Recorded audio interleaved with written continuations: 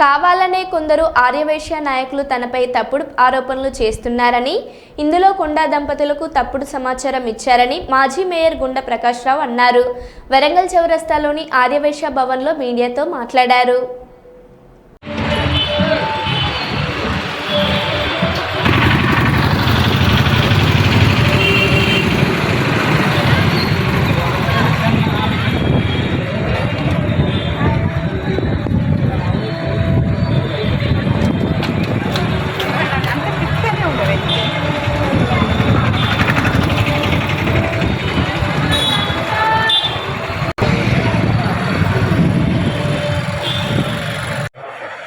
नमस्ते भाई नमस्ते ना ना ना दादा नीलो पाट नहीं కూడా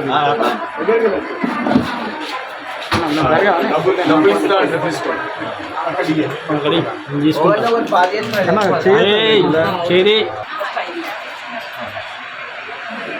చెప్పు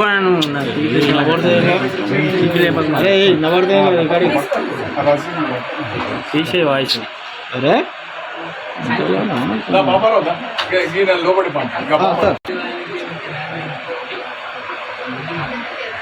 ఓకే మేడం ఓకే ఓకేనా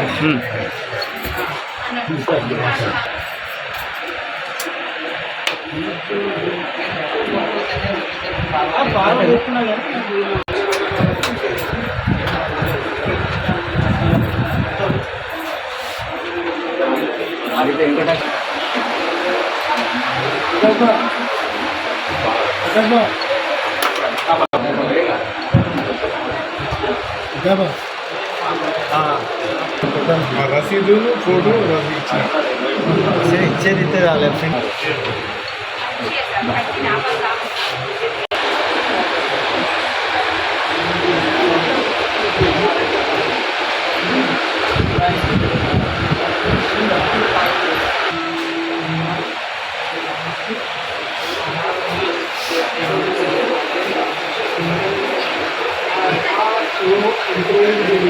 అప్రిషియేషన్ చేసేది బదులు నేను లేనిది ఇది దాన్ని ఒక సాగుగా తీసుకొని ఈ విధంగా చేయటం ఎంతవరకు న్యాయం?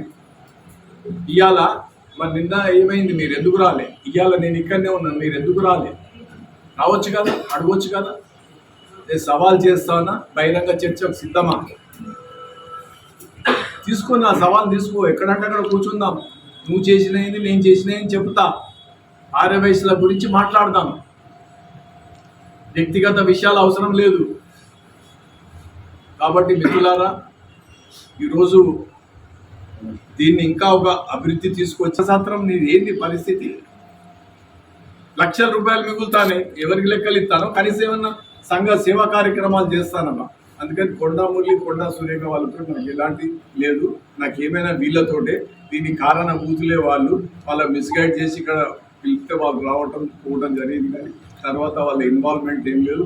మీరు కూర్చొని సాల్వ్ చేసుకోవాలి తప్ప అని ఆయన చెప్పాడు, జెంటిల్మెన్గా చెప్పాడు తప్ప వేరే నడుస్తాను, పొద్దున్న నుంచి నడుస్తానే.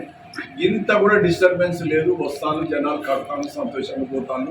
పత్రికా సోదరులు కూడా ఇప్పుడు ఆ ఫోటోలు తీసి అన్నీ తీసి ఏంటిది మీది దురాంకారం? ఏంటి ఈ దుశ్చర్య? చట్టం ఉన్నది. నీకేమన్నా ప్రాబ్లమ్స్ ఉంటే చట్టపరంగా పో, మేము కూడా చట్టపరంగా చర్యలు తీసుకుంటాం.